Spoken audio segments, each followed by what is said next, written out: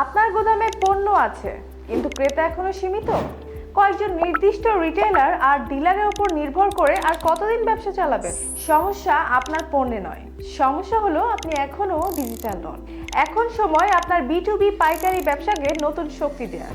Bangla B2B B2C.com এ যুক্ত হয়ে আপনার পাইকারি পণ্য পৌঁছে দিন দেশ বিদেশে হাজারো রিটেইলার, ডিলার ও বড় ব্যবসায়ীর কাছে।